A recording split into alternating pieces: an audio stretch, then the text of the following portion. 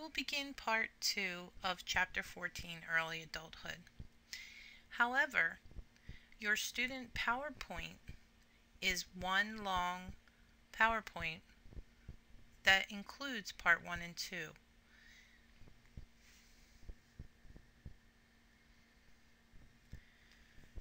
We'll begin by discussing life cycle studies based on Daniel Levinson's theory.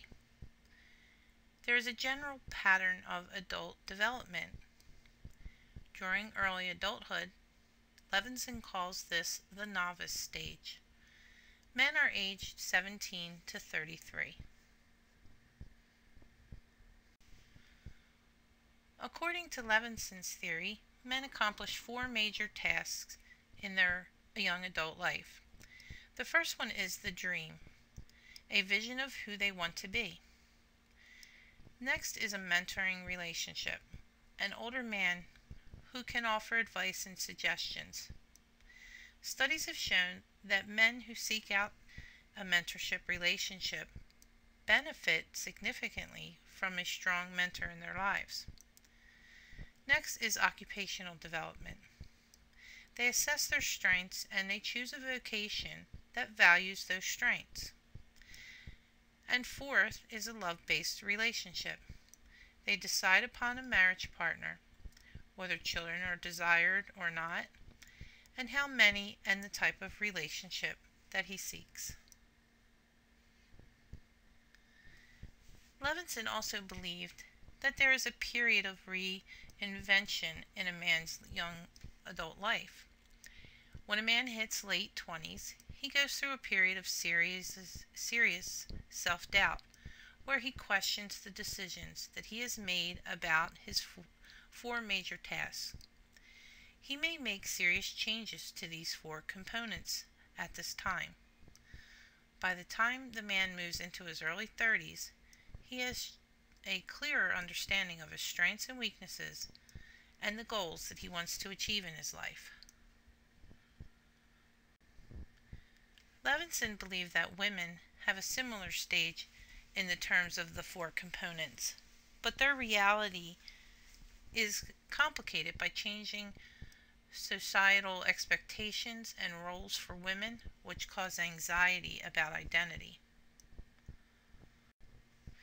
When looking at Erikson's intimacy versus isolation, which is between the age of 18 to 25, young adulthood, those who achieve intimacy are able to commit themselves to concrete affiliations and partnerships with others, and developed the ethical strength to abide by these commitments, even though they may call for significant sacrifices. Those who isolate themselves choose to distance themselves from others when they feel threatened by others' behaviors.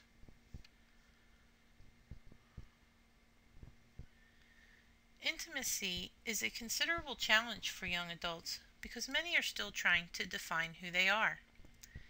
They are still trying to solidify their identity, and people who maintain the lone wolf status are really just afraid of being criticized.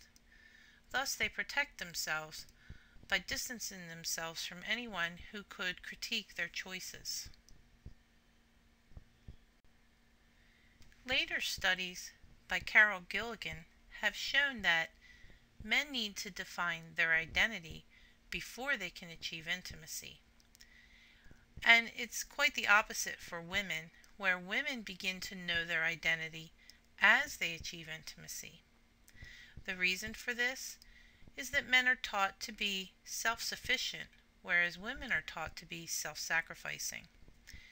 Masculinity is defined by separation, and femininity is defined by attachment.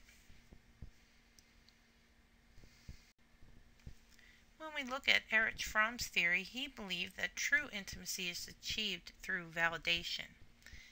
This is a reciprocal sharing of deep secrets and feelings that allow people to feel loved and accepted. However, the person who validates you can be the person who betrays you, which is why divorce can be so acrimonious.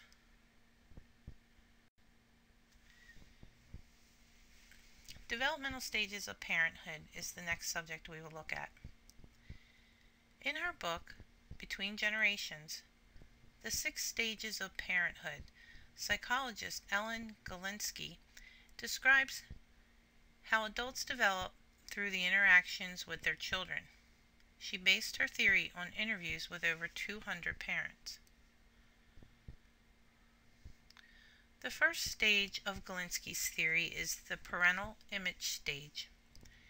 The mother and father form their image of themselves as parents during the planning of the pregnancy and the pregnancy itself. They have a desire to be perfect. Next is the nurturing stage. This occurs during infancy, when attachment occurs and relationships with spouse, infant, and others are challenged and determined. Often heavy demands are made upon parents at this time as they establish their roles. Then there is the authoritative stage. This is between 2 and 4 years of age. Adults face questions of their effectiveness as parents. The young child is beginning to develop independence and more demands are made on a parent's time.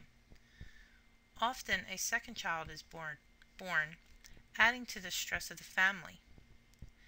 The integrative stage extends from preschool through middle childhood. As children develop more autonomy and social skills, parents are required to set realistic goals, motivate their children, develop effective communication skills, and establish authority. Next comes the independent teenage stage. It is a time that adolescents wrestle with identification, responsibility, and maturity. Parents must provide support for their adolescents while maintaining authority and responsibility. And then finally is the departure stage. This occurs when the adolescent leaves home. At this time, parents evaluate their past performance and prepare for future relationships with their children's offspring.